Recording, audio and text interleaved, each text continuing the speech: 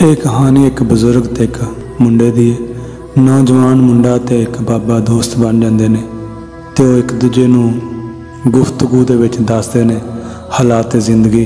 ते आयो सुनते हैं कि बाबा ते बच्चा एक दूजे नूं की कहंदे ने।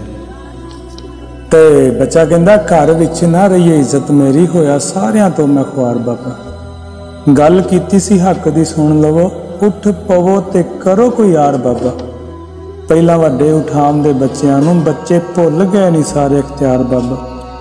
ते बाबा कहंदा वड्डे आख दे थक गए ने जरा रहा नहीं हया बच्चा। कदी पुछदे हाल नहीं मापियां दा सानू मिलिया नूं होया ही साल बच्चा।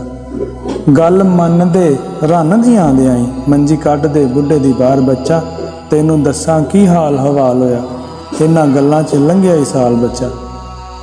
ते बच्चा कहंदा परेशान हो के घरों बाहर आया लेने सुख दा साह घरों बाहर बाबा। बाहर निकलदियां चीख दी आवाज़ सुनी गरीब कहंदा करो इंसाफ बाबा।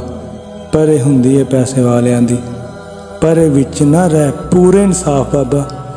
लख फायदे वाली माड़ा गल दसे लख फायदे वाली माड़ा गल दसे कौन सुनदा ही उहदी मिसाल बाबा। ते बाबा कहंदा झूठी चौधर ते खोखले हैं हाकम कीता मुल्क दा इन्ना बुरा हाल बच्चा। चौधर वेखनी 14वीं सदी वाली कर मान दे नाल इंसाफ बच्चा। पहले हाकम हुंदे सी हक उत्ते फैसले करदे सी कढ कुरान बच्चा। ते बच्चा कहंदा कित्थों आया है जहर नाराज़गी दा कद होई इहदी शुरुआत बाबा।